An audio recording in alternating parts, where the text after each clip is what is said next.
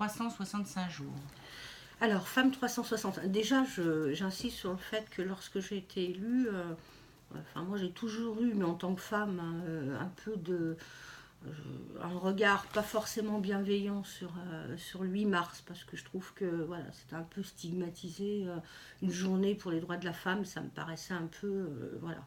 Et simplement, c'est parti d'un constat, d'un retour des habitantes qui sont venues m'alerter sur certaines problématiques que j'ai pu aussi voir en faisant beaucoup de terrain. Aujourd'hui, il y a certaines rues de Saint-Fond où lorsqu'on est une femme, on a tendance à ne pas passer ces rues-là, où il y a des jeunes filles qui sont régulièrement insultées, embêtées, même des jeunes mamans. Et voilà, il y a l'espace public, c'est très compliqué à Saint-Fond. Donc c'est à partir de ce retour-là que j'ai décidé de m'y atteler, parce que toujours dans l'esprit de développer Saint-Fond, si on ferme les yeux sur cette problématique-là, on ne réglera pas les problèmes. Et en plus, je pense que c'est peut-être quelque chose qui existe depuis longtemps, simplement peut-être qu'on a fermé les yeux. Oui, c'est le moment. Et effectivement, j'ai fait cette annonce-là plutôt en 2016, donc c'était avant que le gouvernement s'attelle sur cette problématique-là. Donc moi, l'idée, c'est de créer un label, le label Femmes 365, pour que les commerçants, j'ai eu une réunion avec eux cette semaine, voilà, puisqu'aujourd'hui il y a certains commerces, quand on est une femme, c'est compliqué d'y entrer, on n'est pas servi, ça existe. Il y a des cafés où quand on est une femme, on n'y rentre pas. Et ça, pour moi, c'est quelque chose c'est vraiment quelque chose qui est inacceptable. Ouais. Voilà. Par contre, c'est une démarche où je souhaite qu'il y ait une participation des hommes, parce que l'idée, c'est pas de stigmatiser, c'est de stigmatiser personne. Et c'est mixité qui revient. Voilà, c'est le faire aussi avec les hommes, parce que on doit aussi les écouter. Il y a peut-être des choses pourquoi les femmes ne rentrent pas dans ces cafés, c'est aussi une vraie question. Mais je pense qu'il faut pouvoir ouvrir un débat, et l'idée, c'est de labelliser. Voilà, donc par exemple, nos commerces pourraient avoir un label Femmes 365. Ça veut dire que dans ce commerce-là, tout le monde est accepté. Vous vous donnez combien de temps pour arriver Là, on est à la période, on est en phase de... Il y a une étude qui est faite pour l'instant. Il y a, on se laisse... On devrait lancer la démarche, ça devait se faire le 8 mars 2018, mais on ne sera pas prêt puisqu'on n'aura pas encore le rendu de l'étude. Mais tout au long de l'année, il y aura des actions.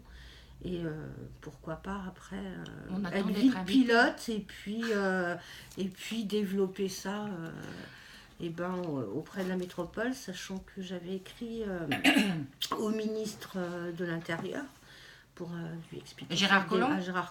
Là c'est bien, il va vous écouter. On a été reçu par ses services. Oui. Et parce que c'est une problématique de Saint-Fond, mais pas que.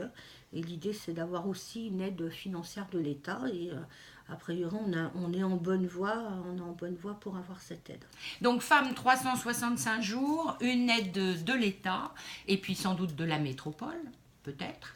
Et puis, on l'espère, un souhait, on viendra voir vos actions à Radio Judaïka, sur place.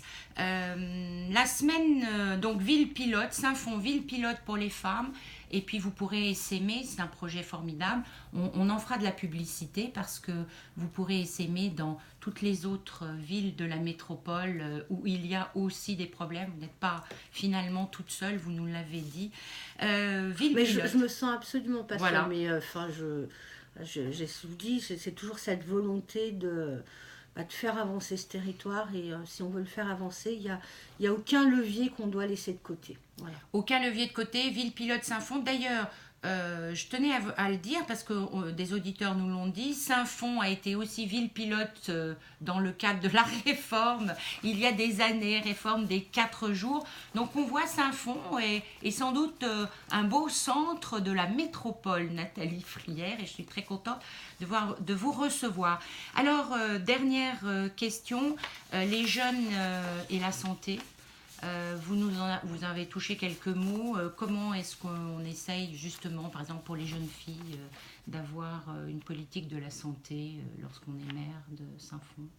Je pense que c'est pas que pour les jeunes. Hein. Il faut aujourd'hui on est face à un problème mais qui est plutôt national. C'est le désert médical et on s'attelle à faire depuis le début du mandat. Hein. Il y avait déjà eu un projet sous l'ancien mandat d'une maison médicale, mais qui, à mon sens, ne correspondait pas aux besoins des habitants. Donc aujourd'hui, d'ici fin 2018, début 2019, on va avoir sur Saint-Fond une maison médicale, parce que ça fait partie aussi de l'attractivité d'un territoire et que tout le monde, quel que soit l'âge, doit pouvoir se soigner dignement.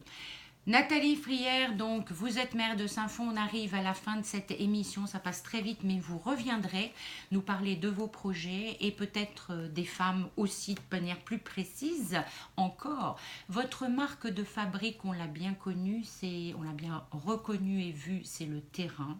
Et franchement, continuez ainsi, je pense que tout va aller formidablement bien. L'émission se termine, une tradition en toute franchise, c'est une musique et vous avez choisi Coldplay. Quel morceau particulièrement vous avez choisi? Je n'avais pas demandé de morceau. Pas de morceau particulier? Oui. Viva la vida, ça vous va? Ça me va très bien parce que ça correspond à mon état d'esprit. Alors votre très état optimiste. Voilà. Alors c'est difficile, mais voilà, il faut avancer parce que les habitants le valent bien. On ne voit pas à l'émission, mais vous avez des lunettes rouges et un sourire incroyable qui donne envie de vous suivre. À très bientôt. Merci.